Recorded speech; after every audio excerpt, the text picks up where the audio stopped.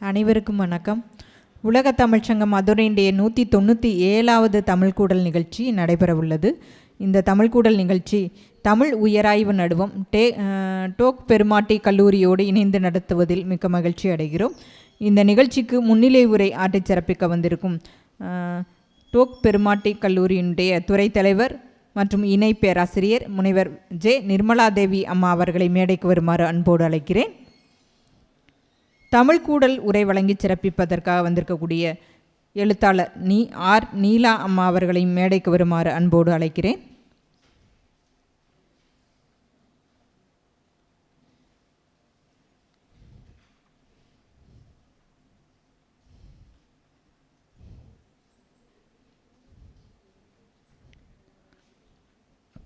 டோக் பெருமாட்டி கல்லூரியுடைய துறை தலைவர் மற்றும் இணை பேராசிரியர் முனைவர் ஜே. நிர்மலாதேவி அம்மா அவர்களை முன்னிலை உரை ஆற்றி சிறப்பிக்க அன்போடு அழைக்கிறேன். வாருங்கள் அம்மா.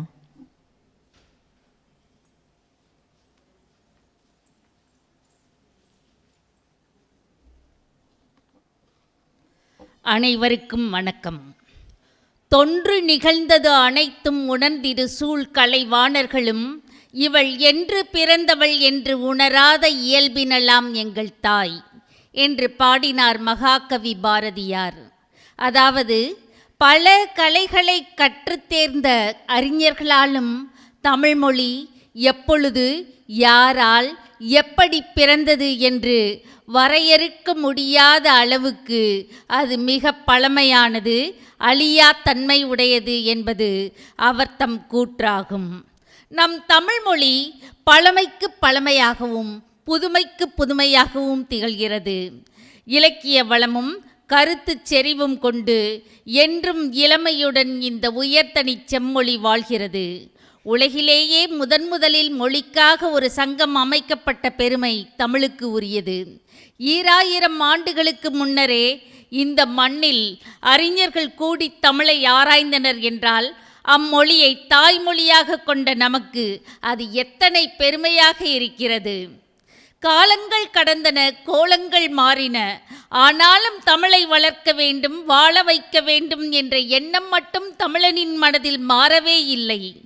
2000 ஆண்டுகளுக்கு பின்னரும் சங்கம் வைத்து தமிழ் வளர்த்த இந்த மதுரை மண்ணில் தோன்றிய இந்த உலகத் தமிழ் சங்கம் தமிழ் மொழியின் வளர்ச்சிக்கு அயராது பாடுபடுகிறது. தமிழ்மொழி செம்மாந்து உலக அரங்கில் நடைபோட எண்ணற்ற பணிகளை ஆற்றி வரும் உலகத் தமிழர்களையும் தமிழ் அமைப்புகளையும் ஒன்றிணைக்கும் வகையில் செயல்பட்டு வருகிறது. அதுவும் உலகத் தமிழ்ச் சங்கத்தின் துணைத் தலைவர் மற்றும் இயக்குநராக முனைவர் பர்வீன் சுல்தானா அம்மையார் பதவியேற்ற பிறகு விளவுமொழி தமிழ்ச் சங்கமாக மாறி வெற்றி நடை போடுகிறது என்றால் அது மிகையல்ல. தினம் தினம் ஒன்றல்ல பல நிகழ்வுகள் இச்சங்கத்தில் அரங்கேறி தமிழுக்கு பெருமை சேர்க்கின்றன. அதற்காக பர்வீன் சுல்தானா அம்மையாருக்கு மனம் நிறைந்த பாராட்டுக்களும் வாழ்த்துக்களும். இத்தகு பெருமை வாய்ந்த மதுரை உலகத் தமிழ்ச் சங்கமும் டோக் பெருமாட்டி கல்லூரியின் தமிழ் உயராய்வு நடுவமும் இணைந்து தமிழ்கூடல் 197 என்னும் இந்நிகழ்வை நடத்துவதை நாங்கள் எங்களுக்கு வழங்கப்பட்ட ஒரு நல்ல வாய்ப்பாக கருதுகிறோம். இப்படிப்பட்ட ஒரு அரிய நிகழ்வில் முன்னிலை உரையாற்ற ஒரு வாய்ப்பு கிடைத்ததை நான் எனக்கு கிடைத்த ஒரு பெரும் பேராகவே கருதுகிறேன். இந்நிகழ்வில் தீந்தமிழும் வேங்குழலும் என்னும் தலைப்பில் சிறப்புரையாற்ற வந்திருப்பவர் தமிழக முற்போக்கு எழுத்தாளர் சங்கத்தின் மாநில துணைத் தலைவர் ஆர். நீலா அவர்கள். கவிஞர் ஆர். நீலா அவர்கள் கவிதை, கட்டுரை மற்றும் சிறுகதை என பல்வேறு தளங்களில் ஆளுமை படைத்த பெண்ணிய எழுத்தாளர். இவர் 35 ஆண்டுகளுக்கு முன்பே அறிவொளி இயக்கத்தில் களப்பணியாற்றிய போது கிடைத்த அனுபவங்களை கவிதைகளாக, கதைகளாக, கட்டுரைகளாக எழுதியவர். அறிவொளி முத்தம்மா இவர் அறிமுக கவிதையாக வர, பிறகு கிராமங்களில் பெற்ற அறிவொளி அனுபவங்களை பாமர தரிசனம் என்ற நூலாக தந்ததும், சிறைவாசிகளுக்கு எழுத்தறிவு கற்பிக்க போன அனுபவத்தை கற்றது சிறையளவு என்ற நூலாக தந்ததும் மறக்க முடியாத அனுபவ படைப்புகள், படிப்போரை நெகிழ வைக்கும் அனுபவ தொகுப்புகள். இவரது முதல் கட்டுரை தொகுப்பான பாமர தரிசனம் நூலில் புதுக்கோட்டை மாவட்டத்தில் உள்ள ஆவுடையார் கோவில் பகுதியில் உள்ள ஒரு கிராமத்தில் பொட்டல் பிரசவம் பற்றி எழுதியதன் மூலம் அப்பிரச்சனை ஊடகங்கள் வழியாக பரவி தீர்வை தேடி தந்தது. வீணையல்ல நான் உனக்கு, அலையும் குரல்கள் என்னும் கவிதை தொகுப்புகளையும், சக்கரவாக பறவைகள் என்னும் சிறுகதை தொகுப்பினையும், இசங்களின் நாட்டியம், அழகனும் அழகிகளும் என்னும் நூல்களையும் எழுதியவர். புதுக்கோட்டை மாவட்டம் விராலிமலையில் நீண்ட காலமாக வாழ்ந்து வரும் தேவதாசி பெண்களின் வாழ்க்கையை பற்றி அவர் எழுதிய நூல்தான் அழகனும் அழகிகளும். தேவதாசி பெண்களை அந்த அவப்பெயரில் இருந்து மீட்கவும், அவர்களை அந்த இழி தொழிலில் இருந்து மீட்கவும் தன்னாலான முயற்சிகளை எடுத்து வரும் சமூக செயற்பாட்டாளர். இத்தகைய நல்லுள்ளம் கொண்ட எழுத்தாளர் ஆர். நீலா அவர்களின் சிறப்புரைக்கு ஒரு முன்னிலை உரையாற்ற வாய்ப்பு கிடைத்ததை எண்ணி பெருமகிழ்ச்சி அடைகின்றேன். அவரை வாழ்த்தி வணங்கி விடைபெறுகிறேன். நன்றி, வணக்கம்.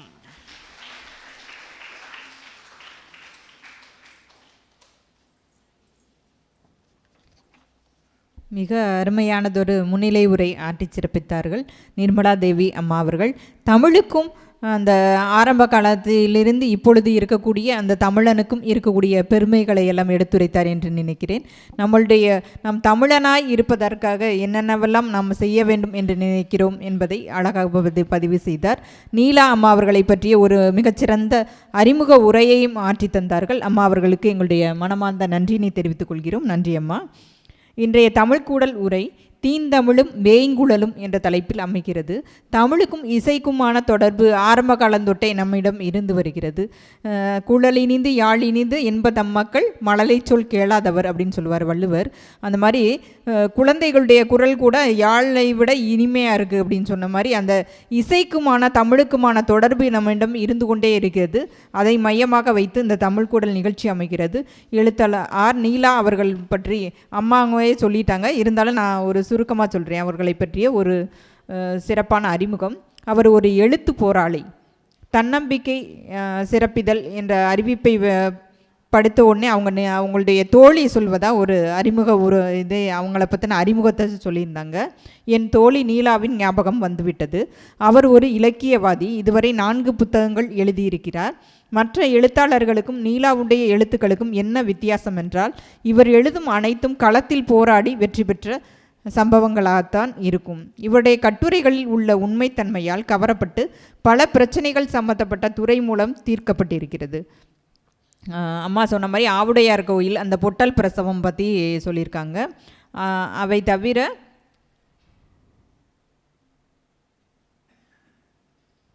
(2004) புதுக்கோட்டை மாவட்ட சமூக நலத்துறை நீலா அவர்களுக்கு புதுக்கோட்டை மாவட்டத்தின் சிறந்த பெண்மணி என்ற விருதை வழங்கி சிறப்பித்திருக்கிறது. இது விராலிமலை தேவதாசியர்களுடைய பிரச்சனைக்காக தற்போது போராடி கொண்டு இருக்கிறார். இவருடைய சிறுகதைகள், கவிதைகள் எல்லாமே பெண்களின் பிரச்சனைகளை மையப்படுத்தியே அமைந்திருக்கும். இதற்காக மாநில அளவில் 3 முறை முதல் பரிசுகளை பெற்றவர். இவருடைய சமீபத்திய புத்தகம் கற்றது சிறையளவு. இது சிறையில் உள்ள கைதிகளுக்கு இவர் எடுத்த எழுத்தறிவு வகுப்புகளை மையமாக வைத்து எழுதப்பட்ட நூலாகும். மிகச்சிறந்த எழுத்து போராளியாக, களத்தில் நிற்கக்கூடிய போராளியாக அம்மா அவர்களை அறிமுகப்படுத்துவதில் மிகவும் மகிழ்ச்சி அடைகிறோம். இன்றைய நிகழ்ச்சியில் தீந்தமிழும் வேய்ங்குழலும் என்ற தலைப்பில் உரையாற்றி சிறப்பிக்க எழுத்தாளர் ஆர். நீலா அம்மா அவர்களை அன்போடு அழைக்கிறேன்.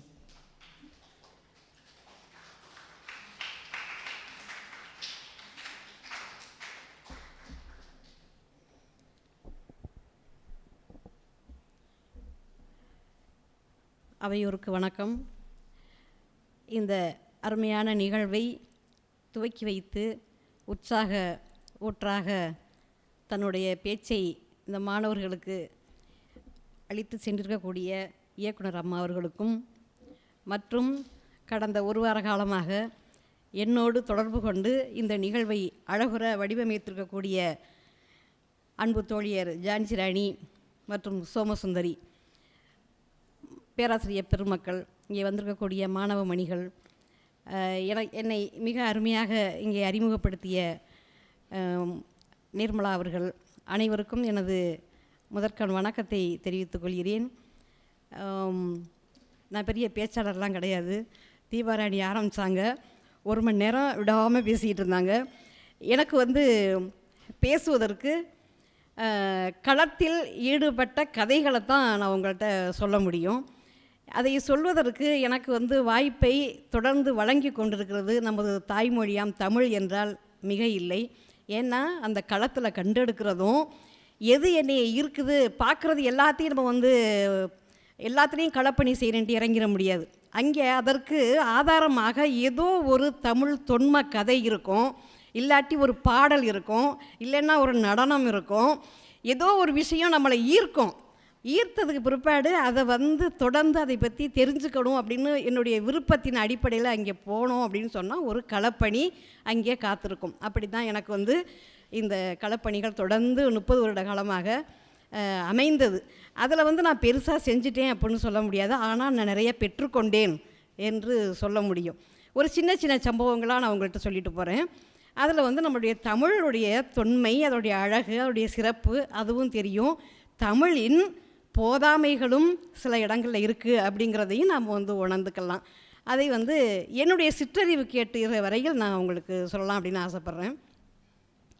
ஒரு நாள் பெரிய ஒரு அரசு நிகழ்ச்சி ஒன்று நடந்துக்கிட்டு இருக்குது. நிறைய பெண்கள் வந்து உட்காந்துருக்காங்க. நான் வந்து எல்லாத்துக்குமே ஆசைப்படுற ஒரு ஆள்.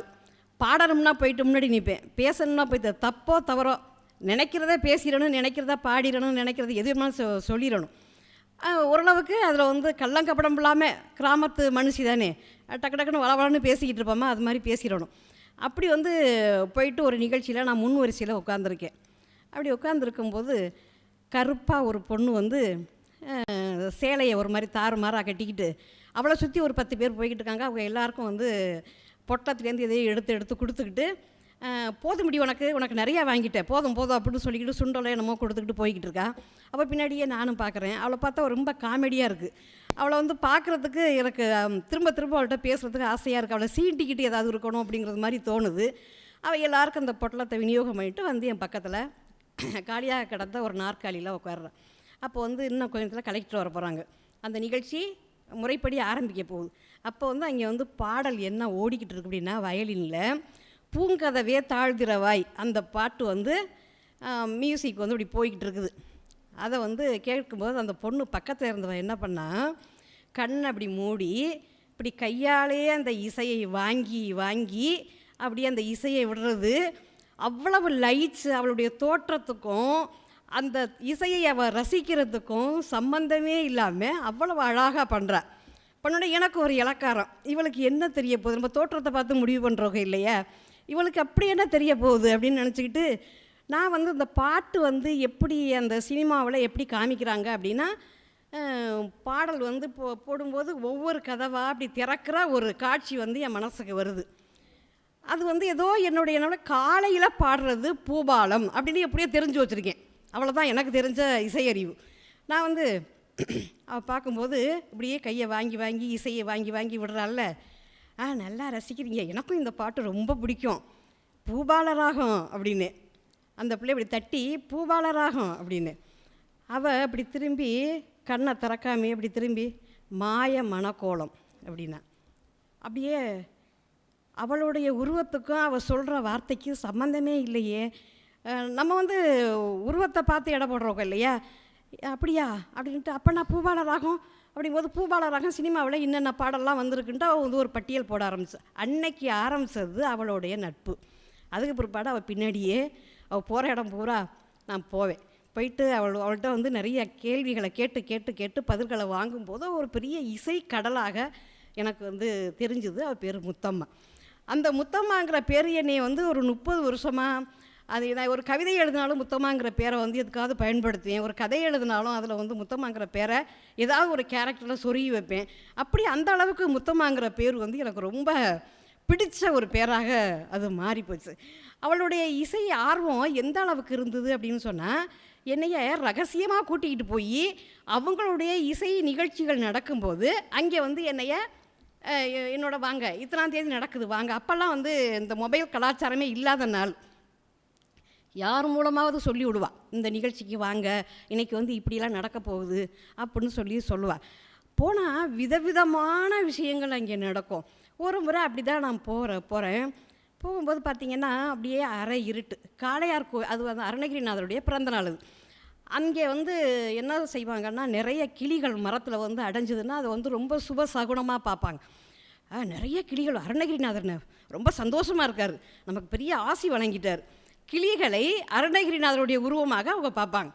அப்போ அது சந்தோஷமாக இருக்கக்கூடிய ஒரு நேரத்தில் அம்மா வாங்க அப்படின்னு என்னையை கூப்பிட்டு போகும்போது மாரிக்கண்ணம்மான்னு ஒருத்தங்க வந்து அவங்க நடன மங்கை, அவங்க வந்து என்ன சொல்கிறாங்க, எல்லாருக்கும் டீ கொடுத்துட்டு வாங்க அப்படின்னு சொல்லும்போது என்னை யார் என்னென்னலாம் கேட்கல, நான் எல்லாருக்கும் கொண்டு போயிட்டு அவங்களோட சேர்ந்து முத்தம்மாவோட சேர்ந்து எல்லாருக்கும் டீ கொடுக்குறேன். கொடுத்த உடனே அதுக்கு பிற்பாடு இந்த மாதிரி அறை வந்து அரை இருட்டாக மாறும்போது அப்புறம் பார்த்திங்கன்னா சுற்றி வந்து மக்கள்லாம் வந்து சின்ன சின்ன பனங்காய் மாதிரி தலை தெரியுது, அவ்வளோதான். வேறு முகம்லாம் ரொம்ப இதாக கிளியராக தெரியலை. அப்படி இருக்கும்போது அந்த அம்மா வந்து நடுவில் வந்து இப்படி உட்காரும்போது ஒரு அரை மணி நேரத்தில் இப்படி ஏதோ பேசிக்கிட்டே இருக்காங்க. அப்படியே எந்திரிக்கிறாங்க, அந்தரத்தில் எந்திரிக்கிறாங்க, அப்புறம் அப்படியே உட்காடுறாங்க. அவங்க சின்ன சின்ன மாந்திரீகமான சில விஷயங்களை அவங்க பண்ணதை வந்து நான் நம்ப முடியாத ஆச்சரியத்தோடு பார்த்துக்கிட்டு இருந்தேன். அப்புறம் ஒரு அகலமான ஒரு தொட்டியில் தண்ணி நிறைஞ்ச ஒரு கிண்ணம், ஒரு பெரிய அகலமான பாத்திரம், அதில் வந்து தண்ணியில் இங்கே பாருங்கள், இது வந்து கசகசா விதை, இதில் போடுறீங்க, அது மீன் குஞ்சாக மாறி நீந்தும் பாருங்கள் அப்படின்ட்டு இப்படி போடுறாங்க. அப்படியே மீன் குஞ்சாக அது மாறி நீந்துது. அப்புறம் பார்த்திங்கன்னா தேங்காயில் தண்ணியை ஊற்றினா தீப்பற்றி எரியுது. இப்படி அவங்க நிறைய விஷயங்கள் செஞ்சுக்கிட்டே போனாங்க. அது வந்து 30 வருஷத்துக்கு முன்னாடி அது எனக்கு ஆச்சரியமான ஒரு விஷயமா இருந்தது. அப்போ உண்மையிலேயே இன்னொன்று எல்லார் கையிலையும் ஒரு லட்டு கொடுத்தாங்க, பிரசாதமாக லட்டு கொடுத்தாங்க. அந்த லட்டு சாப்பிட்டுட்டு கொஞ்சம் நேரம் கழிச்சு பார்த்திங்கன்னா யாரோட பார்த்தாலும் எனக்கு சிரித்து நான் பேசிக்கிட்டே இருக்கேன், எல்லாரையும் அழைச்சி வச்சு பேசுகிறேன். அப்புறம் வந்து சத்தமாக பேசுகிறேன். உங்களுக்கு தெரியுமா அப்படின்ட்டு 3வது ஒரு பாடலை சொல்லிட்டு 3வது வரி என்னன்னு தெரியுமா, எனக்கு தெரியும், எங்கே சொல்லுங்கள், நான் சும்மா சொன்னேன் அப்படிங்கிறேன். அதாவது தேவையில்லாத பேச்சு, தேவையில்லாமல் நான் வந்து எசக பசக என்னமோ நடந்துக்கிறேங்கிறது எனக்கு புரிகிற அளவுக்கு அது இருக்குது. அப்புறம் வந்து முத்தம்மா வந்து கொஞ்சம் அடங்குமா, நீ சாப்பிட்டது லட்டு இருக்குல்ல, அது என்ன லட்டு தெரியுமா, அந்த லட்டில் தினையை வறுத்து அதில் வந்து ஏலக்காய் மற்றது எல்லாமே லட்டுக்கு போடுற எல்லாம் போட்டு அதில் வந்து கஞ்சா பூ இணைச்சிருக்கிறோம். எங்களை பொறுத்த வரைக்கும் அது வந்து மூலிகை. ஏன் இந்த கஞ்சா பூ இணைச்சிருக்கோம் அப்படின்னா, இங்கே வந்து உறுப்பு சிதைத்தல், வலுப்படுத்துதல் அப்படின்னு ஒரு சடங்கு உண்டு. அதாவது சிவன் கோயிலில் சேவை செய்கிறவங்களுக்கு சூளமாக ஒரு அச்சு, இரும்பு அச்சு, அதை வந்து பழுக்க காய்ச்சி தோள்பட்டையிலையோ மார்புலையோ தொடையிலையோ அதை வந்து வச்சு எடுப்பாங்க. அப்போ வந்து அவங்க வந்து ரொம்ப வேதனையை அனுபவிக்கணும் இல்லையா. சிவன் கோயிலுக்கு சேவை செய்கிறவங்களுக்கு திரிசூலம், வைணவ கோயில்களில் வேலை செய்கிறவங்களுக்கு சங்கு சக்கரம், முருகன் கோயிலில் வேலை பார்க்குறவங்களுக்கு ஓம், அந்த மாதிரி அது குறுக்கே வந்து ஒரு வேல் போகிற மாதிரி, ஓம்ங்கிறதுக்கு நடுவில் ஒரு வேல் போகிற மாதிரி இப்படி ஒரு அச்சு வந்து வச்சுருப்பாங்க.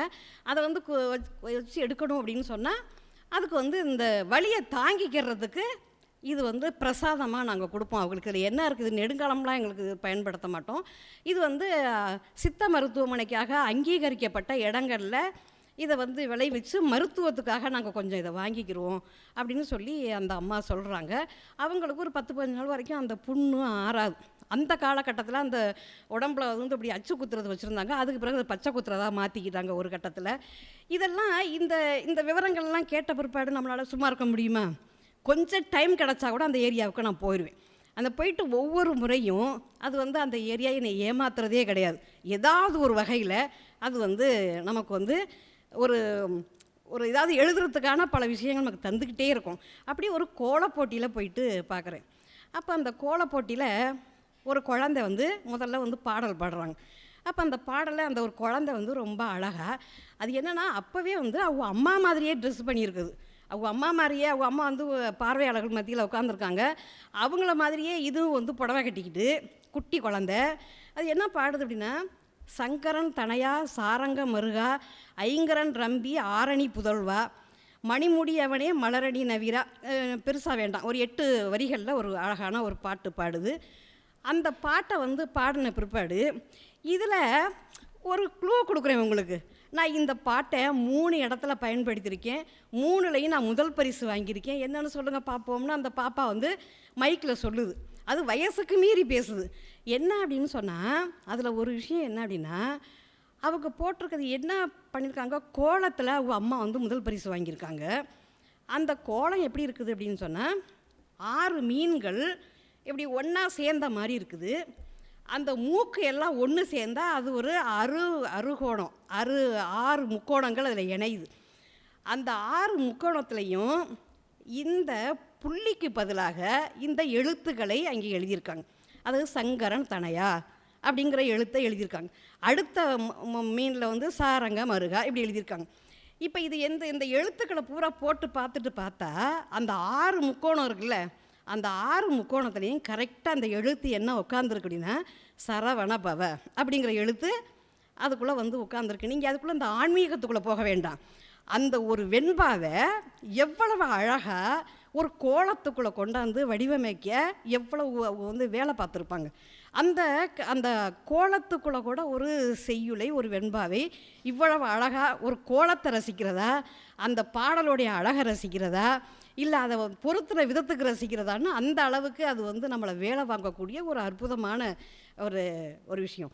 அப்புறம் அன்றைக்கி வந்து என்ன பண்ணுவாங்கன்னா, நைட்டெல்லாம் வந்து நிறைய பாடல்கள், கதைகள், புதிர் கதைகள் இதையெல்லாம் வந்து அவங்க சொல்லிக்கிட்டே இருப்பாங்க. சில நாட்கள் வந்து நம்ம சிவராத்திரி மாதிரி தூங்காமல் இருப்போம்ல, அந்த மாதிரி நாட்களில் இதில் வந்து செவ்வாய் சாமின்னு ஒன்று உண்டு. அங்கே சொல்லக்கூடிய கதைகளையோ பாடல்களையோ வேறு எங்கேயும் சொல்லக்கூடாது அப்படிங்கிறது அவங்களுக்குள்ள ஒரு ஐதீகம். இருந்தாலும் கூட நான் வந்து சில இடங்களில் நாகரிகமாக இருக்கக்கூடிய பல விஷயங்களை நான் இங்கே வந்து சொல்லுவேன். அதில் வந்து நிறைய கதைகள் வந்து அந்த தொன்ம கதைகள் வந்து எல்லாமே நம்மளுடைய மொழியோடைய வெளிப்பாடாகத்தான் இருக்கும். ஒரு பொண்ணு இருக்கா. அந்த பொண்ணுக்கு வந்து அவள் வந்து ஒரு வில்வ மரத்தடியில் கண்டெடுக்கப்பட்ட ஒரு பொண்ணு. அவள் அதில் வளர்றா. எல்லோரும் சேர்ந்து கூட்டாக அவளை வளர்க்குறாங்க. வளர்க்கும்போது ஒரு குறுகிய காலத்தில் ஒரு கட்டத்தில் அவள் தனக்கு தேவையான அவளுக்கு வேண்டிய மணமகனை அவள் தேர்ந்தெடுத்து கொள்ளலாம் அப்படின்னு சொல்கிறாங்க. அவள் வந்து என்ன சொல்கிறா, எனக்கு வந்து பெரிய ஜமீன்தார், பெரிய நிலப்பிரபுக்கள் இவங்கெல்லாம் எனக்கு வந்து மணமகனாக வேண்டாம்.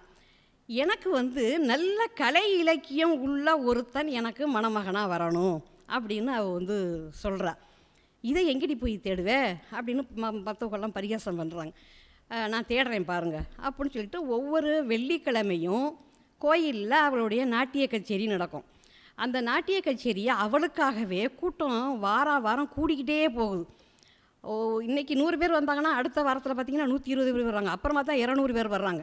அந்த மக்களை வந்து கட்டுப்படுத்தவே முடியல. கோயிலுக்கு அதிகமான வருமானம் வருது. இப்படியெல்லாம் வரும்போது அவள் வந்து ஒவ்வொரு முறையும் என்ன பண்ணுறா, அந்த நாட்டியத்தில் இருக்கக்கூடிய பாடல் இருக்குல்ல, அந்த பாடலில் ஒவ்வொரு சோதனை முயற்சியாக அவள் எதையாவது ஒன்று சொல்கிறா. அப்படி சொல்லும்போது ஒரு முறை என்ன சொல்கிறா, மெய்யெழுத்துக்களாலேயே ஆன சரிபாதி மெய்யெழுத்துக்களால் ஆன ஒரு பாடலை அவள் சொல்லி, இதே மாதிரி ஒரு பாடலை யார் எனக்கு வந்து எழுதிக்கிட்டு வராங்களோ, என்னை வர்ணித்து எழுதிக்கிட்டு வராங்களோ அவங்கள நான் கல்யாணம் பண்ணிக்குவேன் அப்படின்னு அறிவிக்கிறாள். ஒரு ஜமீன்தார் அவன் மேலே பைத்தியமாக அலைகிறான். கட்டுனா அவளை தான் கட்டணும்னு ஒரே முடிவோடு இருக்கிறான். ஆனால் அவனுக்கு வந்து இசை புலமையும் கிடையாது, மொழி புலமையும் கிடையாது. பணம் காசு நிறைய இருக்குது. அதனால் என்ன பண்ணுறான், அவனுக்கு குதிரை வண்டி ஓட்டுறான்ல, அவன் வந்து நல்லா ஒரு புலமை உள்ளவன். எப்போ பார்த்தாலும் எதையாவது ஓலைச்சுவடிகள் எடுத்து படிச்சுக்கிட்டே இருப்பான். அப்போ படிக்கும்போது அவன்கிட்ட போய்த்து வந்து எனக்கு ஒரு உதவி பண்ணு, இந்த மாதிரி இப்படி சொல்லிட்டான் நம்ம ஆள், ஏதாவது ஒரு எழுதி கொடுக்குறியா அப்படிங்கும்போது, அப்போனா என்னை கச்சேரி கூட்டிகிட்டு போ, அவள் என்ன மாதிரி போட்டி வைக்கிறாளோ அதுக்கு தகுந்த மாதிரி நான் எழுதி தர்றேன் அப்படின்னு சொல்கிறான் அவன். அதே மாதிரி கூட்டிக்கிட்டு போகிறான். கூட்டிகிட்டு போகும்போது என்ன சொல்கிறா, சரிபாதி மெய்யெழுத்துக்களால் ஆன ஒரு பாடலை அபிநயம் பிடிச்சி பாடுறான். அந்த பாட்டு என்ன அப்படின்னா, வான் கண்டால் மண் கண்டால் வங்கத்தின் வேர் கண்டால், தேன் கண்டால் வெய்யோன் தன் தேர் கண்டால், கூன் பிந்தும் வாள் கொண்டால் கோல் கொண்டால், வண்ணம் பல்கான் கண்டால், நான் கண்டால் சீர்கண்டேன் நான். இந்த பாடலை நீங்கள் விரித்து படித்து பார்த்தீங்கன்னா, ஒரு எழுத்து ஒரு உயிர்மெய் எழுத்துக்கு பக்கத்தில் ஒரு உயிரெழுத்து வரும், மெய்யெழுத்து வரும். சரிபாதி மெய்யெழுத்துக்களால் ஆன ஒரு பாடல். இந்த பாட்டில் அவள் வந்து சொல்கிறத இவளை வர்ணித்து இதே மாதிரி ஒரு பாட்டை எவன் கொண்டு வர்றானோ அவளை தான் கல்யாணம் பண்ணிக்கிடுவேன் அப்படின்ட்டு ஒரு நிபந்தனை வைக்கிறேன். அப்படின்னு உடனே சரின்ட்டு போயிடுறாங்க. அதுக்கு அடுத்த வாரம் ஜமீன்தாருக்கு இவன் எழுதி கொடுத்துட்றான் ஒரு பாட்டு, இந்த மாதிரி இதை கொண்டு போய் சொல்லு அப்படின்னு சொல்லி எழுதி கொடுத்துறான். ஜமீன்தார் எடுத்துகிட்டு போகிறான். அதே மாதிரி அங்கே போயிட்டு ரொம்ப தைரியமாக போகிறான். போய் சரி நான் போன வாரம் சொன்னேனே அதில் வந்து ஏதாவது பாடல்கள் எதுவும் ஏற்று கொண்டு வந்திருக்கீங்களா அப்படின்னு அந்த ஆடலரசி கேட்குறா. கேட்கும்போது இவன் எந்திரிக்கிறான் ஜமீன்தார். எல்லாருமே வந்து கையப்ப செய்கிறாங்க, இவன் மட்டும் எந்திரிச்சு நான் கொண்டு வந்திருக்கேன் அப்படிங்கிறான். எங்கே சொல்லு அப்படிங்கும்போது அவன் சொல்கிறான், மண் கண்டேன் விண் கண்டேன் மான் விழியால் கண் கண்டேன் பொன் கண்ட கல்வன் போல் பூரித்தேன் பண்கொண்டு கேட்கின்றேன் வீழ்ந்து கிடக்கின்றேன் மோகத்தில் ஆட்கொண்டு காட்டு அருள் அப்படின்னு அவன் முடிக்கிறான். அதே வகையில் அதே மாதிரி சரிபாதி மெய்யெழுத்துக்களால் ஆனால் அந்த வெண்பாவை பாடினோடனே அவள் வந்து ரொம்ப சந்தோஷப்பட்டு அவனை திருமணம் செஞ்சுக்கிறா அப்படிங்கிறது மாதிரி ஒரு கதை அங்கே இருக்குது, ஒரு தொன்ம கதை இருக்குது. இந்த தொன்ம கதையில் இந்த கவிதையை நான் ரொம்ப சிரமப்பட்டு எடுத்தேன் அவங்கள்ட்ட இருந்து. இந்த இந்த கவிதை யார் எழுதுனது அப்படின்னு சொன்னால், முதல்ல அவள் சரிபாதி மெய்யெழுத்துக்களால் ஆன பாடல்களை யார் எழுதுனது அப்படின்னு சொன்னால் பாம்பன் அடிகள். பாம்பன் அடிகள் அப்படிங்கிற ஒரு ஆளுமையை இங்கே ஏராளமான தமிழ் மாணவர்கள் வந்திருக்கிறீங்க. நாம் வந்து ஆய்வு பண்ண வேண்டிய பல விஷயங்களை பாம்பன் அடிகள் வச்சுருக்காரு. எப்படி சொல்கிறேன் அப்படின்னு சொன்னால், தமிழின் சோதனை முயற்சிகளாக, அதாவது ஆசுகவி, மதுரகவி, வித்தாரக்கவி, சித்திரக்கவின்னு சொல்லுவாங்க இல்லையா, இந்த 4 வகை கவிகளில் அவர் வந்து புகுந்து விளையாடியிருக்கார். எவ்வளவு 6666 பாடல்கள். அது என்னங்க எண்ணிக்கை அப்படின்னா, முருகன் அடிமை அவர். முருகனுக்காக அந்த 6ங்கிறது கூட்டுத்தொகை கூட 6ஆக தான் வரும். 6666 பாடல்களை அவர் எழுதியிருக்காரு. அந்த 6666 பாட்டில் கிடைக்கிறது வெறும் 280. இன்னும் மீதி பாடல்கள் எங்கே இருக்குன்னே தெரியல. அந்த 280 பாடல்களில் வெறும் மெய்யெழுத்துக்களால் ஆன பாடல்கள், வெறும் வல்லின எழுத்துக்களால் ஆன பாடல்கள், வெறும் இடையின எழுத்துக்களால் ஆன பாடல்கள்னு வகையாக எழுதி வச்சுருக்கார். அதே மாதிரி உதடு ஒட்டி வரக்கூடிய பாடல்கள், உதடு ஒட்டியே வரக்கூடிய எழுத்துக்களால் ஆன அந்த பாட்டை சொன்னாக்கா உதடு ஒட்டும், ஒவ்வொரு எழுத்துக்கும் ஒட்டும். பம்மும் பம்மும் அப்படின்னு வரும்ல, பம்மும் விம்மும், அந்த மாதிரி ஒவ்வொரு எழுத்துமே உதடு ஒட்டக்கூடிய எழுத்துக்களால் ஆன பாடல்கள், உதடு ஒட்டாத எழுத்துக்களில் ஆன பாடல்கள். இந்த பாடல்கள் பூரா வரிசை கட்டி வருது. குறளில் ஒரு பாட்டு இருக்குது,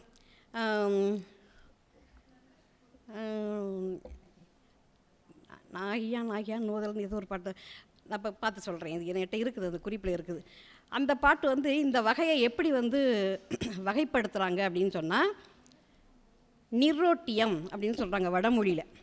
அதாவது உதடு ஒட்டாத எழுத்துக்களால் ஆன பாடல்களை நிரோட்டியம் அப்படின்னு சொல்கிறாங்க. ஒட்டியம், அதாவது உதடு ஒட்டி வரக்கூடிய பாடல்களை ஒட்டியம் அப்படின்னு சொல்கிறாங்க. இந்த 2 வகைகள்லையும் இவங்க வந்து தேவதாசிகளாகப்பட்டவங்க நடனத்தை உருவாக்குறாங்க. நடனத்தை எப்படி உருவாக்குறாங்க அப்படின்னா, உதடு ஒட்டி எழுதக்கூடிய பொழுது கூடல், அது கூடல், உதடு ஒட்டி வரக்கூடிய எழுத்துக்களால் ஆன பாடல்களை கூடல் கலையாக மாற்றுறாங்க. அந்த சாமியை வேண்டும் போது அவங்க வந்து நாயக நாயகி பாவத்தில் நடனத்தை வந்து வெளிப்படுத்துவாங்க. அந்த நாயக நாயகி பாவத்தில் கூடல் கலையும் ஊடல் கலையும் ரொம்ப முக்கியமானது. அந்த கூடல் கலைக்கு உதடு ஒற்ற எழுத்துக்களையும் ஊடல் கலைக்கு உதடு ஒட்டாத எழுத்துக்களையும் பயன்படுத்தி உள்ள செய்யுள்களை அவங்க வந்து அந்த நாட்டியத்துக்கு அவங்க வந்து பயன்படுத்துகிறாங்க. அப்படி பார்க்கும்போது அங்கே ஒரு மாரிக்கண்ணம்மான்னு ஒரு அம்மா நம்மளோட பேசிக்கிட்டு இருக்கும்போது 80 வயசு மூதாட்டியாக, வாங்கம்மா நல்லா இருக்கீங்களா, போன முறை வரும்போது சாப்பிடாமல் போயிட்டீங்க போல் அப்படின்னு இந்த மாதிரி நல்லா பேசிக்கிட்டு இருக்காங்க. அப்படியே தொய்வாக பேசுவாங்க, களைப்பாக பேசுவாங்க. கொஞ்ச நேரத்தில் அவளுடைய ஸ்டூடெண்ட்டோட போயிட்டு மேடையில் நாடகம் நடக்க போவாங்க. திடீர்னு பார்த்தீங்கன்னா அவளுடைய அந்த 80 வயசு அப்படியே மறைஞ்சு போயிடும். அப்படியே அபிநயம் பிடிச்சி ஆடுவாங்க பாருங்கள். 18 வயசு பருவ மங்கை மாதிரி அந்த அபிநயமும் பாவனைகளும் அப்படியே மாதிரி பொங்கி வரும். அந்த பாடலும் அவ்வளவு அழகான வடிவங்களாக அவங்க கொடுப்பாங்க. அந்த அளவுக்கு அந்த பாடலும் நாடகம் அதுக்குள்ளே உள்ளுக்குள்ளே வந்து அவங்களெல்லாம் வந்து இவங்க பத்மா சுப்பிரமணியம் வந்து நிறைய ஆய்வுலாம் பண்ணியிருக்காங்க அவங்களுடைய முயற்சிகள் பற்றி. ஏன்னா இதோடைய ஆய்வுகள் பூரா வந்து புதுக்கோட்டையே ஒரு கலை பூமின்னு சொல்லலாம். ஒரு வறண்ட பூமியாக இருந்தாலும் கூட புதுக்கோட்டை மாவட்டம் ஒரு அருமையான கலை கோட்டை. நார்த்தாமலை பகுதிகளில் இந்த அபிநயத்தினுடைய அத்தனை வடிவங்களும் இருக்குது. அதே மாதிரி குடுமியான்மலை கல்வெட்டுகள் நீங்கள் பார்த்துருக்கலாம். இசை கல்வெட்டு உலகத்திலேயே குடுமியான்மலைலாம் இருக்குது. சித்தம் நமச்சிவாய அப்படின்னு அந்த ஒரு பாடல் முதல் பாடல் ஆரம்பிக்கும். 8ற்கும் 7ற்கும் உரிய அப்படின்னு கடைசி பாடல் முடியும். இசைக்காக நம்ம தமிழ் இசைக்காக அவ்வளோ ஒரு அழகான ஒரு கல்வெட்டை குடுமியான்மலையில் நீங்கள் ஒரு சுற்றுலா போட்டு அங்கேருந்து நீங்கள் இதெல்லாம் பார்க்கலாம். குடுமியான்மலை கல்வெட்டு பார்க்கலாம். அப்புறம் சிற்பங்களுடைய பெருமைக்கு நீங்கள் வந்து கொடும்பாலூர் சிற்பங்களை போய் பார்க்கலாம். நார்த்தாமலையில் போயிட்டு இந்த ஓவியங்களை பார்க்கலாம். சித்தனவாசல் கூடிய ஓவியங்கள் வந்து எதை சொல்லுது அப்படிங்கிறத நீங்கள் சித்தனவாசல் ஓவியங்கள் இது வரைக்கும் பார்த்தது மாதிரி நீங்கள் பார்க்க வேண்டியதில்லை. அது வந்து எல்லாரும் பார்க்குறது என்ன சொல்கிறாங்கன்னா, மக்கள் ஆடுறாங்க, பெண்கள் ஆடுறாங்க, அது வந்து வடிவமைச்சு வச்சுருக்கிறீங்க. அப்போ தாமரை குளம் இருக்குது, அதில் மீன்கள் நீந்துது. ஆனால் இந்த புரிதலுக்கு பிற்பாடு பார்த்தீங்க அப்படின்னா, இங்கே முத்துக்கண்ணம்மா என்ன சொல்லுவாங்க, முத்துக்கண்ணம்மான்னு உங்களுக்கு தெரிஞ்சிருக்கும். இந்தியாவின் கடைசி தேவதாசி விராலிமலையில் இருக்காங்க. அவங்க வந்து என்ன சொல்லுவாங்க அப்படின்னா, இது வந்து ஒருத்தி ஆடுறதுக்கு பேர் நாதாங்க நடனம், இன்னொருத்தி ஆடுறதுக்கு பேர் லலிதா விருட்சிக நடனம். நாதாங்க நடனம் என்ன அப்படின்னா என்னென்னா, நடனம் வந்து ஐம்புலன்களையும் பயன்படுத்தி ஆடக்கூடியதுக்கு தான் நாதாங்க நடனம். அந்த முகமே வந்து இப்படி திரும்பி இருக்கும் அந்த ஓவியத்தை பார்த்திங்கன்னா, சித்தனவாசல் ஓவியத்தை பார்த்திங்கன்னா. அந்த மாதிரி ஓவியத்துக்கு எடுத்துக்காட்டாக இருக்கக்கூடியது சித்தனவாசல் ஓவியங்கள், சிற்பங்களுக்கு எடுத்துக்காட்டாக இருக்கக்கூடியது கொடும்பாலூர் சிற்பங்கள். அது இது எல்லா வகையான கலை வடிவங்களையும் இருக்கக்கூடியது உங்களுக்கு புதுக்கோட்டை. இந்த குடுமியான்மலை இசைக்கல்வெட்டு சொன்னேன் இல்லையா, இதில் வந்து இதை ஆராய்ஞ்ச விபுலானந்தர் அப்படிங்கிற ஒரு ஆராய்ச்சியாளர் என்ன சொல்கிறார் அப்படின்னா, இது வந்து தேர்ந்த தமிழ் இசை வடிவங்கள், கிட்டத்தட்ட 3000 ஆண்டுகால பழமையான வடிவங்கள். அந்த காலத்தில் நம்மளுடைய மொழிக்கு வந்து இலக்கணம் வகுக்கும் போது ஆசிரியப்பா அகவல்பா அப்படின்னு ஆரம்பிக்குது இல்லையா, அதே மாதிரி இசைக்கு வந்து இலக்கணம் வகுக்கும் போது இருந்த அதை வந்து அப்படியே கொண்டு வந்திருக்காங்க. அந்த ஒரு காலத்தில் ஆலத்தி அப்படின்னு சொல்கிற ஒரு விஷயத்தை தான் இன்றைக்கி கர்நாடிக் சங்கீதத்தில் ஆலாபனை அப்படின்னு சொல்கிறாங்க. இது ஒவ்வொன்றுக்கும் அதெல்லாம் உங்களுக்கு ரொம்ப போர் அடிக்கும், ஒன்றையும் விலைக்கு சொல்லிட்டு போனோம்னாக்க. ஒவ்வொரு வார்த்தைகளும் இன்றைக்கி வந்து கர்நாடக சங்கீதம் பேர் 18ஆவது நூற்றாண்டுக்கு பிறகு தான் வந்திருக்கு. நம்மளுடைய தமிழ் இசை வந்து கிட்டத்தட்ட 3வது நூற்றாண்டுலேயே பக்தி இலக்கியம் முதல்ல தீபா சொன்னாங்கல்ல, பக்தி இலக்கிய காலத்திலேயே எல்லாரையும் குறிப்பாக பெண்களை அதிகமாக கோயிலுக்கு வரவழைச்ச நிறைய இசைப்பாடல்களை ஆண்டாள் கொடுத்துருக்காங்க. ஆண்டாள் நீ வந்து நல்லா வந்து நோன்பு இருந்தேன்னா உனக்கு நல்ல புருஷன் கிடைப்பான் அப்படின்னு சொல்லி மார்கழி மாதத்தில் நோன்பு இருப்பாங்க. அப்போ வந்து அந்த ஆண்டாள் திருப்பாவையை பாடுவாங்க. அப்போ வந்து பெண்கள் வந்து இதுக்குள்ளே வந்து உள்ளார வந்ததுக்கு காரணம் அந்த பக்தி இலக்கியத்தின் காரணமாக. அதே காரணமாகத்தான் இந்த இலக்கியங்களும் நம்மளுடைய மொழி இலக்கியங்களும் இந்த அளவுக்கு ஒரு மேம்பாடு உள்ளதாக மாறி இருக்குது அப்படின்னு சொல்லி விபுலானந்தர் சொல்கிறாரு. இதை வந்து ஆபிரகாம் பண்டிதர் வந்து தொடர்ந்து அதை ஆய்வு பண்ணி பரோடாவில் நடந்த உலகத்தமிழ் மாநாட்டில் அந்த மாநாட்டில் அவர் வந்து வைக்கிறார். இது வந்து தமிழ் இசை தான் இப்படிலாம் வந்திருக்குன்னு ஆய்வுபூர்வமாக வச்சு அதுக்கு பிறகு சொல்லும்போது இப்போ இன்றைக்கி வரைக்கும் அதை யாரும் மறுத்து பேசவே இல்லை. எல்லாருமே வந்து ஒத்துக்கிட்ட ஒரு விஷயம் என்ன அப்படின்னா, மூலமொழி முதல் மொழியாக இருக்கக்கூடிய தமிழ் மொழியிலிருந்து இவ்வளவு இசைபூர்வமான பல்வேறு ஆய்வுகள் இருந்திருக்கு, முயற்சிகள் இருந்திருக்கு. இது எல்லாத்துலேயும் படித்தவனும் பாடியிருக்கான், படிக்காதவனும் பாடியிருக்கான், எல்லாத்துக்கும் ஒரு வகைப்பாடு இருந்திருக்குது. உழைப்பாளி மக்கள்கிட்டேருந்தும் கலை இலக்கியம் தோன்றியிருக்கு, படித்தவங்கள்ட்டையும் கலை இலக்கியம் தோன்றியிருக்கு. எல்லாத்துக்குமே இந்த ஆதாரங்கள் இருக்குது அப்படின்னு சொல்லி ஆதாரத்தோடு கூடிய பல விஷயங்கள் நம்முடைய மொழியில் இருக்குது. இதே மாதிரி மெய்யெழுத்துக்களாலான பாடல் முதல்ல சொன்னேன்ல, இன்னொரு கதையும் இதே மாதிரி ஒரு அழகான கதை. என்ன அப்படின்னா,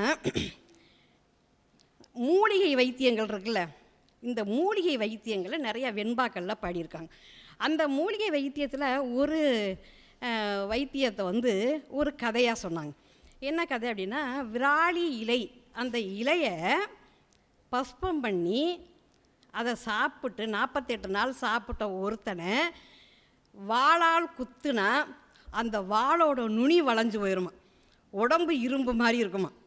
அப்படி ஒரு பஸ்பம் அது, அவ்வளவு வல்லமை கொடுக்கக்கூடிய விராலி மூலிகை அது அப்படிங்கிறத சொல்கிற ஒரு பாடல் இருக்குது. இந்த பாட்டை அவள் வந்து ஒருத்தி வந்து எல்லாருக்கும் வந்து ஒரு தமிழ் ஆசிரியருடைய ஒரு குரு வந்து சொல்கிறார், அவருடைய மகள். அந்த மகள் வந்து என்ன சொல்கிறா, எல்லாருக்கும் வந்து போதிக்கிறாள். இப்போ மாதிரி நம்ம வந்து படிக்கல, அப்போ வந்து ஓலைச்சுவடிகளில் படிக்கிறது தானே. அப்போ எல்லாட்டையும் ஓலைச்சுவடிகளை கொடுத்து இதில் வந்து எழுதுங்க அப்படின்னு சொல்லி எல்லாட்டையும் கொடுக்கும்போது அவங்க எழுதுகிறாங்க. எழுதும்போது இதில் வந்து அவங்களுக்குள்ள ஒருத்தன் வந்து இவளை வந்து விரும்புகிறான். ஒருத்தன் நம்மளை வந்து எப்படியாவது இவளை வந்து கல்யாணம் பண்ணிக்கணும் அப்படின்னு ஆசைப்பட்றான். ஆனால் அதுக்கு வந்து இடம் கொடுக்க மாட்டேங்கிறா. அந்த நேரத்தில் எப்படி வந்து அவங்க அதில் வந்து ஒன்று சேர்ந்தாங்க அப்படிங்கிறதுக்கு ஒரு சுவையான ஒரு கதை. அதே மாதிரி கலைஞர் கருணாநிதி வந்து என்ன பண்ணுறாரு, முதலமைச்சராக இருக்கும்போது, முதலமைச்சர் ஆகிறதுக்கு முன்னாடி ஏதோ ஒரு நிகழ்ச்சிக்கு வர்றாரு. வரும்போது போய்த்து அந்த சிற்பங்களை எல்லாம் பார்க்குறாரு. சிற்பங்களை பார்க்கும்போது அதாவது 108 கரணங்களை அழகாக வடிவமைச்சிருக்கும்போது கிட்டத்தட்ட ஒரு 100 தாண்டின பிற்பாடு ஒரு 7-8 சிற்பங்கள் பண்ணாமல் இருக்கும்போதே 103வது அல்லது 104வது சிற்பம் வந்து அறகுறையாக விடப்பட்ட ஒரு இடம் இருக்குது. இதை பார்த்த உடனே அது வந்து உடஞ்சிருந்தா அவருக்கு அந்த கவலை வந்திருக்காது. இது ஏன் பண்ணும்போதே பாதியில் விட்டுருக்காங்க, ஏன் இப்படி வந்து அறகுறையாக விட்டுருக்காங்க, அது என்ன காரணத்துக்காக விட்டுருக்காங்க அப்படின்னு சொல்லி ஆய்வு பண்ணும்போது ஒரு ஓலைச்சுவடியில் அதுக்கு ஒரு பதில் என்ன கிடைக்குது அப்படின்னா, ராஜேந்திர சோழன் வந்து நல்ல பரதநாட்டிய ஆர்வலர்.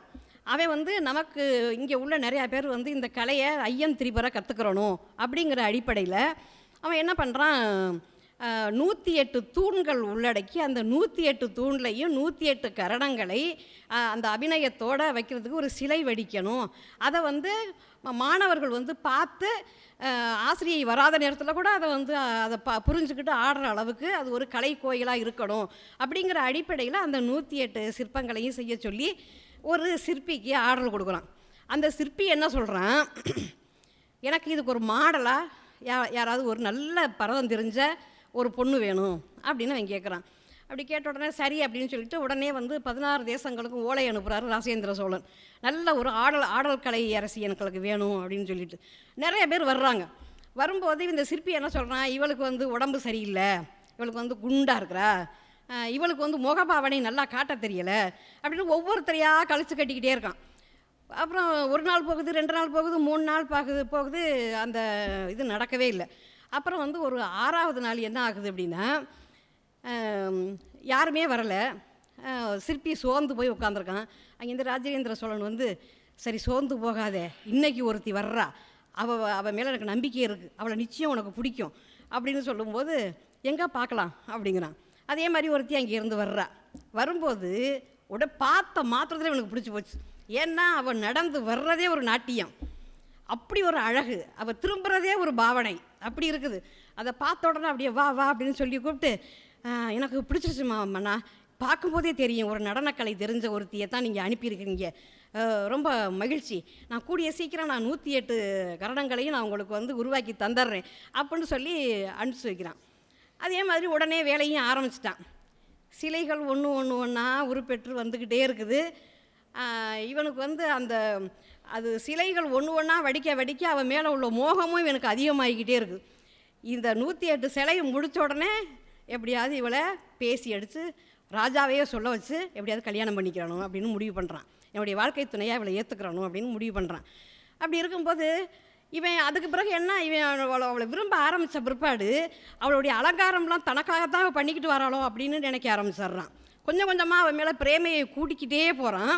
ஒரு கட்டத்தில் ஒரு 99வது சிலை கிட்ட வரும்போது அங்கேருந்து வரும்போது இன்னும் ஒரு 8-9 சிலை தானே இருக்குது, அதுக்குள்ளேயும் சொல்லிடணுமே இவள்கிட்ட, இவள் வந்து என்னமோ நம்மளை விரும்புகிற மாதிரி தான் தெரியுது, ஆனால் வாயை திறந்து சொல்ல மாட்டேங்கிறாளே அப்படின்னு சொல்லிட்டு இவன் என்ன பண்ணுறான், எப்படியாவது இன்றைக்கி சொல்லிடணும் அப்படிங்கும்போது அன்னைக்கு வந்து அது வந்து ஒரு மோகன உருவம் எடுத்து அங்கேருந்து வர்றா.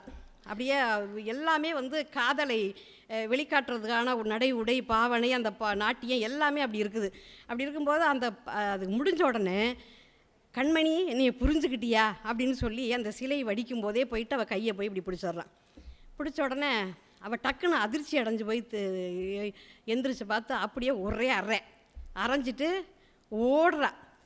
அவளுடைய ஓடுறதுக்கு தகுந்த மாதிரி அந்த கால் சலங்கைகள் ஜல்லு ஜல்லு ஜல்லுன்னு போய்கிட்டு இருக்கு. அங்கேருந்து போகும்போது ஒரு கதவு திறக்குது, 2வது கதவு திறக்குது, 3வது கதவு திறக்கும்போது அங்கேருந்து ராசேந்திர சோழன் வந்துக்கிட்டு இருக்கான்.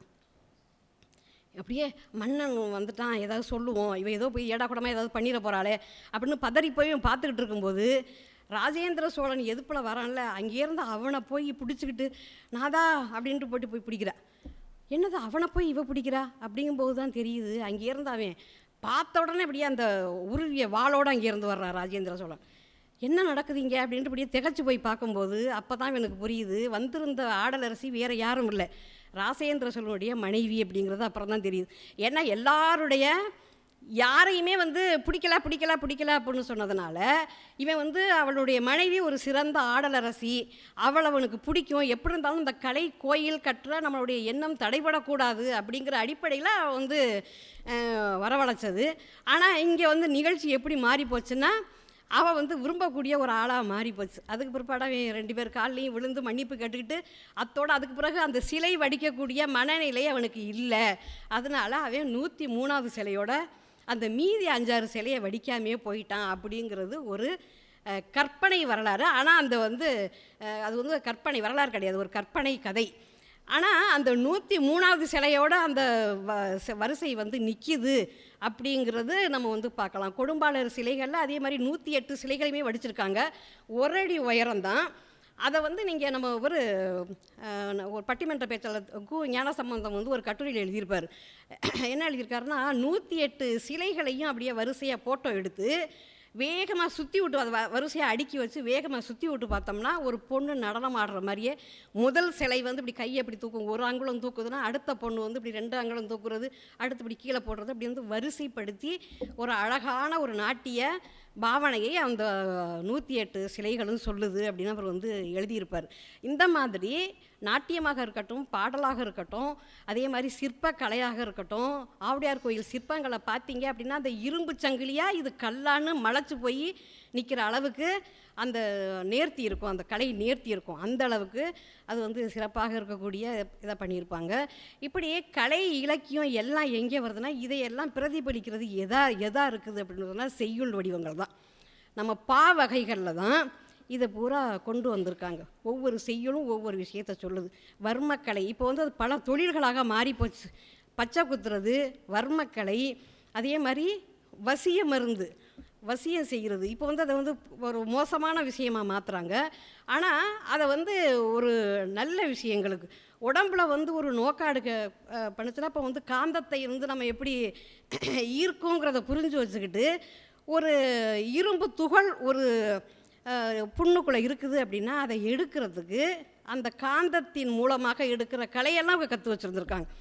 இப்படி இப்போ மருத்துவமாக இருக்கட்டும், அதே மாதிரி அதனுடைய அழகான கோல வடிவங்களாக இருக்கட்டும், இப்படி பல்வேறு வகைகளையும் இந்த செய்யுள் பாக்கல்லேருந்து தான் அவங்க கொண்டு போயிருந்திருக்காங்க. அந்த மாதிரியான ஒரு செழுமையான மொழி நம்மளுடைய மொழி. நான் உங்களுக்கு வேண்டுகோள் வைக்க விரும்புகிற ஒரு விஷயம் என்ன அப்படின்னு சொன்னால், இந்த 6666 பாடல்களில் வெறும் 250 பாடல்களுக்குள்ளேயே நம்மளுடைய மொழியின் மேன்மையை இந்த அளவுக்கு அவரால் கொண்டு வர முடியுது அப்படின்னா அந்த மீதி கண்டுபிடிக்க முடியாத பாடல்கள் இருக்கு இல்லையா, அது எங்கே இருக்கும் அப்படின்னா சரபோசி மகாலில் ஓலைச்சுவடிகளில் இருக்கக்கூடிய ஓலைச்சுவடிகளில் இன்னும் 25% தான் அதில் எடுத்து பார்த்துருக்காங்க. இந்த மீதி இன்னும் விரிவுபடுத்தப்படாமல் கிடக்குது அப்படிங்க சொல்கிறாங்க. அதே மாதிரி புதிய புதிய கண்டுபிடிப்புகள், புதிய புதிய ஓலைச்சுவடிகள் மக்கள்கிட்டேருந்து வாங்குகிறாங்க. புதுக்கோட்டையிலே வசிக்கக்கூடிய சில மக்கள் இப்போ தானாக முன் சில ஓலைச்சுவடிகளை கொடுக்குறாங்க. இதை ஓலைச்சுவடிகளை படிக்கிறது, அதே மாதிரி செப்பு பட்டயங்கள் இதில் இருக்கக்கூடிய வார்த்தைகளை படிக்கிறது, இது மூலமாக அந்த பாடல்களை மறுபடி கொண்டு வரலாம், தேவஸ்தானத்தில் போய் தேடி பார்க்கலாம். அதே மாதிரி எல்லா பகுதிகளிலையும் இருக்கக்கூடிய அங்கே விராலிமலையில் இருக்கக்கூடிய தேவதாசிகளுக்கு மத்தியில் சில பாடல்கள் இருக்குது. ஒரு பாடல் நான் காளையார் கோயிலில் நக்கண்ணை அப்படிங்கிற ஒரு பெண்ணுக்கிட்டே இருந்து வாங்கினேன். இப்படி அங்கங்கே இருக்குது. அதே மாதிரி பாண்டிச்சேரி பகுதிகளில் நிறைய இருக்குது. இங்கேயே வந்து ஒரு குளம் வெட்டி வளம் நிறைய பேருக்கு சாப்பாடு போட்ட ஒரு தேவதாசியை பற்றிய கதைகள்லாம் கூட இங்கே இருக்குது. அப்படியே இவங்கள்கிட்ட நிறைய கலை இலக்கியம் சம்பந்தமான பாக்கள் ஒளிஞ்சு கிடக்கு, அதை நம்ம வந்து தேடி எடுக்கலாம் அப்படிங்கிற ஒரு மகத்தான ஒரு வேலையை செஞ்சோம் அப்படின்னு சொன்னால் தமிழன்னைக்கு ஒரு அழகான ஒரு மகுடம் சூட்டுன ஒரு பெருமை நமக்கு வந்து சேரும். இதில் ஒரு போதாமை அப்படின்னு ஒன்று வச்சேன்ல, தமிழின் போதாமை அப்படின்னு இருக்குது. நம்ம மொழிங்கிறதுக்காக நம்ம வந்து எல்லாத்தையுமே எல்லாம் சரியாக இருக்குது, ஆனால் உயர்ந்த மொழி, உயர்தனி செம்மொழி. அதே நேரத்தில் ஒரு பையன் நான் வந்து சிறையில் வகுப்படுத்த அனுபவம் பற்றி அம்மா சொன்னாங்க. 2 வருஷம் வகுப்படுத்தேன். அதில் வந்து 1.5 வருஷம் வந்து சும்மாவே போயிடுச்சு. அவங்கள வேடிக்கை பார்க்குறதே பொழுதாக போச்சு. அவன் வந்து உட்காந்து அந்த வகுப்பை கவனிக்கிற ஒரு ஆர்வமும் கிடையாது. கொலை குற்றவாளியும் இருப்பான், அதே மாதிரி பாலியல் கொடுமைகளில் உள்ளே வந்தவன் இருப்பான், திருட்டு கேஸில் உள்ளே வந்தவன் இருப்பான். அவனுடைய ஒரே நோக்கம் எப்போ வெளில விடுவாங்க, அவ்வளவுதான். இந்த வகுப்பறை வந்து இது மாதிரி ஒரு அரங்கம் மாதிரி இருக்கும். அவன் வந்து ஒரு சின்ன ஒரு குறுகிய இடத்துக்குள்ளேருந்து அங்கேருந்து வர்றதே அவனுக்கு ஒரு பெரிய விடுதலை மாதிரி இருக்கும். அதுக்காக நான் படிக்கலை அப்படின்னு சொல்லிட்டு எல்லாரும் வந்து உட்காந்துக்குருவாங்க. அங்கே வந்து போய்த்து பார்த்தோம்னாக்கா அவன் எம்காம் படித்தவன் கூட இருப்பான். அப்புறம் வந்து அதையெல்லாம் அடையாளம் கண்டுபிடிச்சி ஒரு 50 பேருக்கு நடுவில் ஒரு 13 பேரை மட்டும் அதில் இருந்து அறவே படிக்காத 13 பேரை அதிலேருந்து கண்டுபிடிச்சி அந்த 13 பேருக்கும் வகுப்புகளை சொல்லிக் கொடுக்க ஆரம்பிக்கும் போது அதுலேயும் பெரிய தோல்வி. என்னென்னா அப்போவும் வந்து அவன் கதை பேசிக்கிட்டு இருப்பான், அவன் இதையோ பேசிக்கிட்டு இருப்பானே தவிர அந்த பாடத்துக்கு வரமாட்டான். இவனை வந்து எப்படி இதில் வந்து கவனிக்க வைக்கிறது அப்படின்னு இருக்கும்போது ஒரு அழகான ஒரு வடிவம் வந்து அறிவொளி இயக்கம் கொடுத்த பாடத்திட்டம் இருந்தது.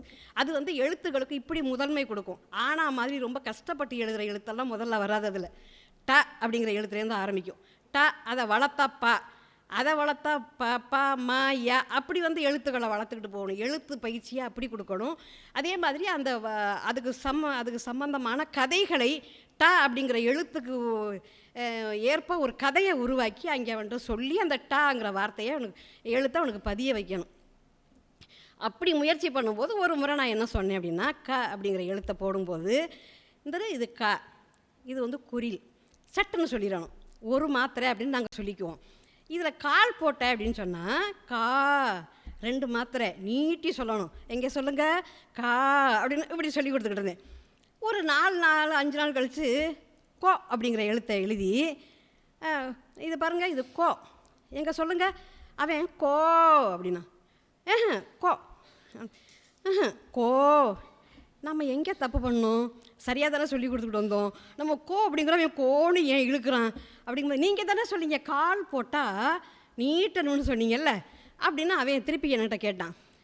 இது வந்து ஒரு சின்ன ஒரு பொறியை என் மனசுக்குள்ளே உருவாக்குச்சு. எங்கேயோ ஒரு இடருது. என்ன இடருது அப்படின்னு பார்த்தா, ஒரு தமிழ் வந்து ஒரு அறிவியல் மொழி அப்படிம்பாங்க. இயல்பாக வந்து வரக்கூடியது. வாயா திறந்தாலே ஆ அப்படிங்கிற எழுத்து வந்துடும், வாயை மூடினாலே அம்மாங்கிறத சொல்லிட முடியும் அப்படின்னு ஒரு இயல்பான மொழி அப்படிம்பாங்க.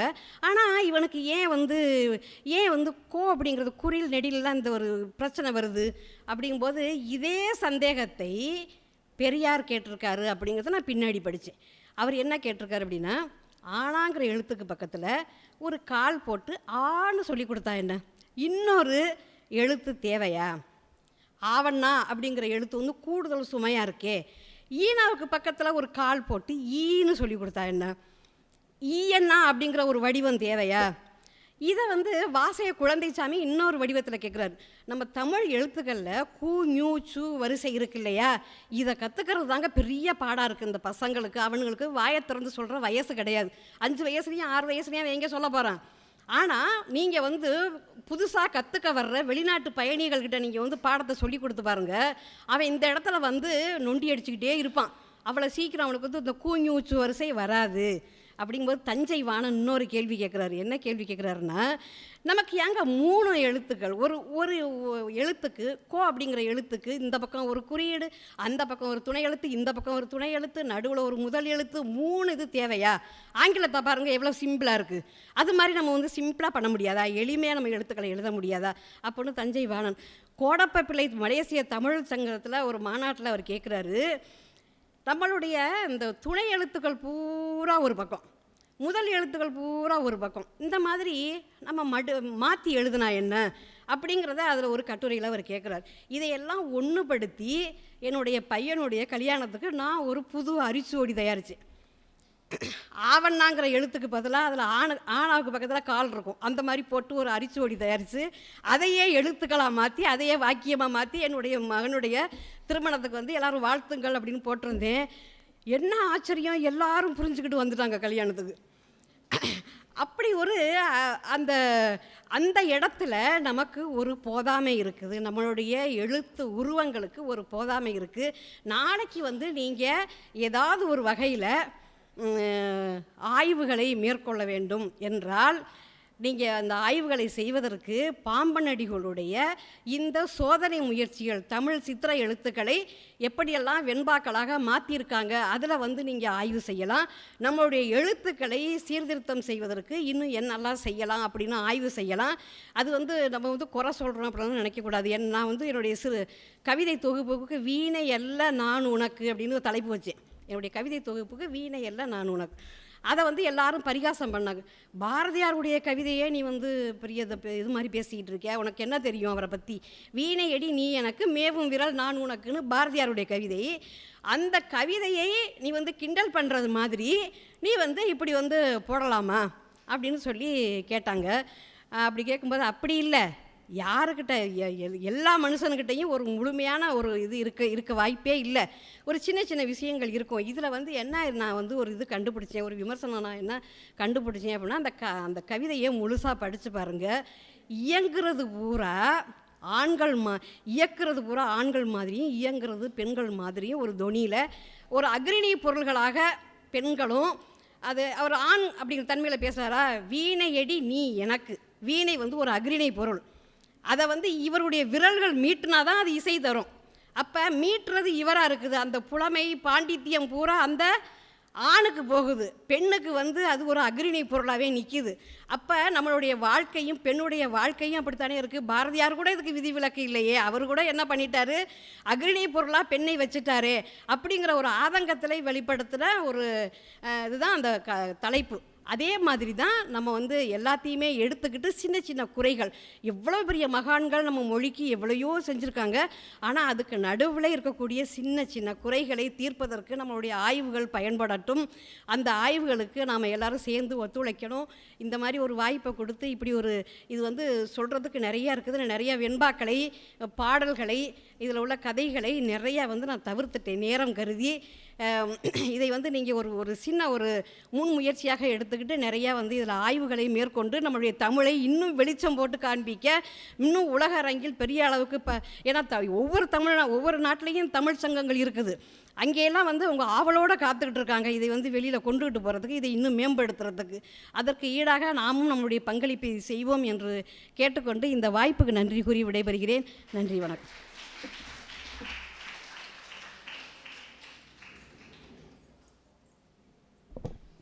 எழுத்தாளர் நீலா அம்மா அவர்கள் ஒரு மிகச்சிறந்த உரை நினைக்கிறேன். அவங்க சொன்ன விஷயம் எல்லாமே ரொம்ப புதுமையாக இருந்துச்சு. ரொம்ப இது வரைக்கும் நிறைய விஷயங்கள் கேட்டிருக்க மாட்டோம். இசை குறித்து ஓரளவு அறிஞ்சிருப்போம், ஆனால் இவ்வளவு நுணுக்கமான விஷயங்களை எல்லாம் எப்படியான அந்த ஆய்வு களங்கள் உங்களுக்கெல்லாம் என்னென்ன இருக்குது அப்படிங்கிறத தெரியப்படுத்தியிருக்காங்க. மாணவர்கள் நிறைய விஷயங்களை இதன் மூலமாக தெரிஞ்சிருப்பீங்கன்னு நினைக்கிறேன். நீலா அம்மா அவர்களுக்கு உலகத்தமிழ்ச் சங்கம் மதுரையின் சார்பாக ஒரு மிகச்சிறந்த கைதட்டல் மூலமாக அவர்களுக்கு பாராட்டுகளை தெரிவிக்கலாம். மிக்க நன்றி அம்மா. மாணவர்கள் யாருக்காவது வினாக்கள் இருக்காப்பா இசை குறித்தோ?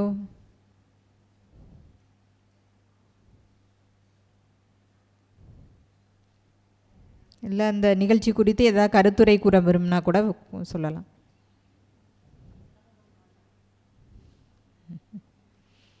மாணவர்களை கேட்டேன், அம்மா மாணவியே ஆயிட்டாங்க. வாசுகி அம்மா.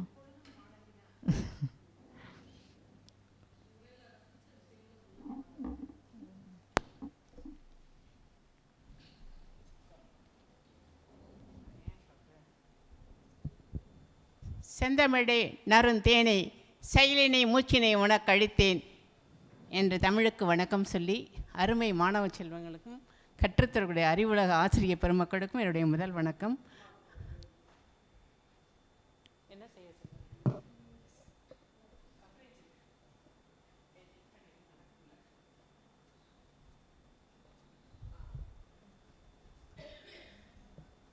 இளையோரே, இருக்கை வளையோரே, அருமை மாணவ கண்மணிகளே, உங்களை பார்க்கும்போது எனக்கு ரொம்ப பொறாமையாக இருக்குது.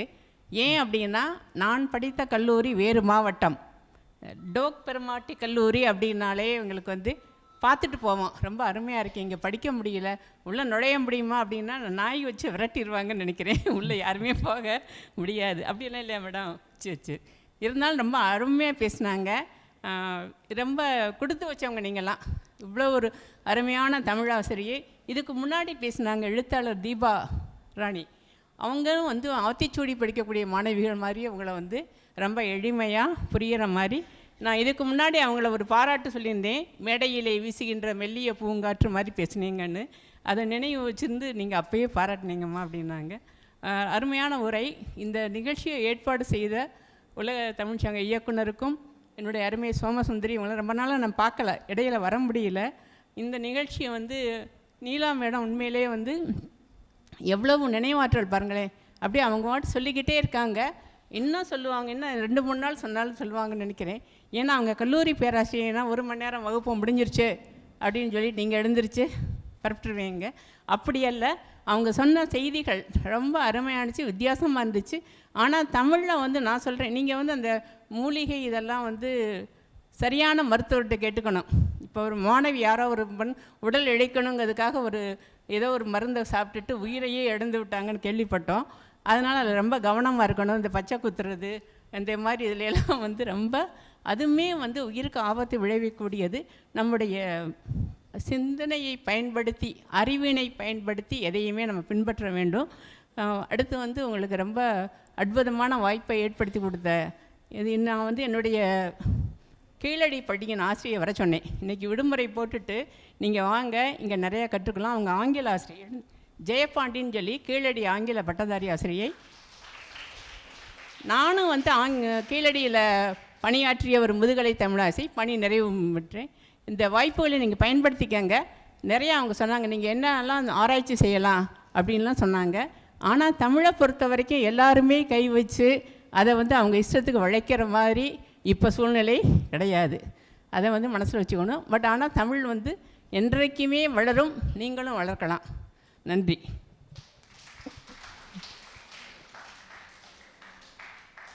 நன்றி அம்மா. எல்லாருக்கான ஒரு பாராட்டாகவும் அமைந்தது. அம்மாவினுடைய உரை சிந்திக்க தகுந்ததாகவும் அமைந்தது. நன்றி. இன்றைய தமிழ்கூடல் நிகழ்ச்சி மிகச்சிறப்பாக நடந்தேறியது. இந்த தமிழ்கூடல் நிகழ்ச்சிக்கும் அது மாதிரி முன்னாடி நடந்த அறக்கட்டளை பொழிவிற்கும் தலைமை தாங்குகின்ற உலக தமிழ்ச்சங்கத்துடைய இயக்குனர் முனைவர் ஈசா பர்வீன் சுல்தானா அம்மா அவர்களுக்கு முதற்கண் வணக்கத்தினையும் நன்றியினையும் தெரிவித்துக் கொள்கிறேன். இந்த நிகழ்ச்சியில் முன்னிலை உரை ஆற்றி சிறப்பித்த தமிழ் உயராய்வு நடுவம் டோக் பெருமாட்டி கல்லூரியுடைய துறை தலைவர் இணை பேராசிரியர் முனைவர் ஜே நிர்மலா தேவி அம்மா அவர்களுக்கு எங்களுடைய நன்றியினை தெரிவித்துக் கொள்கிறோம். மிக்க நன்றி அம்மா. ஒரு அருமையானதொரு முன்னிலை உரையை ஆற்றி சிறப்பித்தார்கள். மாணவ கண்மணிகள் உங்களையும் அழைத்து வந்தார்கள், அதற்கு நன்றி. அது மாதிரி டோக் பெருமாட்டி கல்லூரியுடைய முதல்வர் அவர்களுக்கும் இந்த தருணத்தில் நன்றியினை தெரிவித்துக் கொள்கிறோம். ஏன்னா அனுமதி வழங்கியிருக்காங்க இல்லையா உங்களையெல்லாம் அழைத்து வர. இந்த தமிழ் பயணம் என்பது நீண்டதாக சென்று கொண்டே இருக்க வேண்டும். நான் உங்களுக்கும் நமக்குமான தொடர்பு என்று கேட்டுக்கொள்கிறேன்.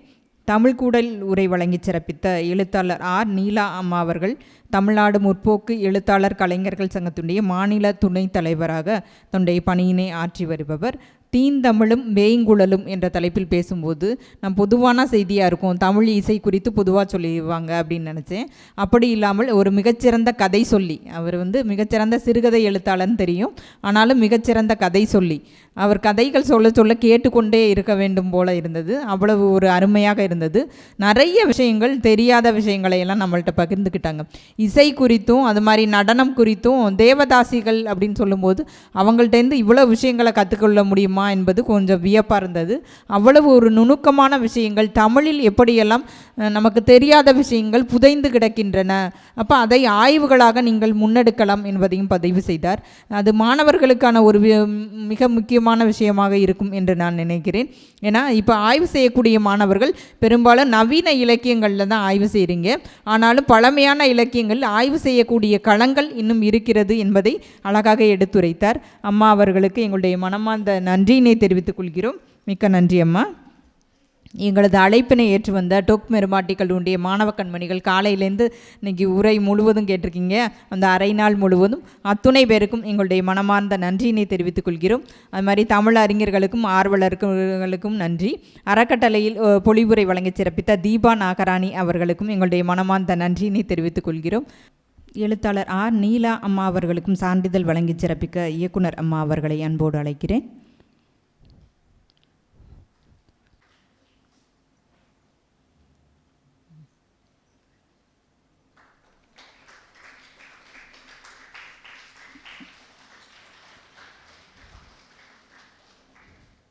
அத்தனை பேருக்கும் நன்றினை தெரிவித்துக் கொண்டு விடைபெறுகின்றோம். நன்றி, வணக்கம்.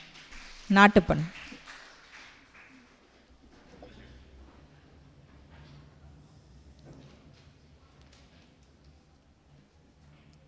ஜனகணமன அதிநாயக ஜெயகே பாரத பாக்ய விதாதா பஞ்சாப சிந்து குஜராட்ட மராட்டா திராவிட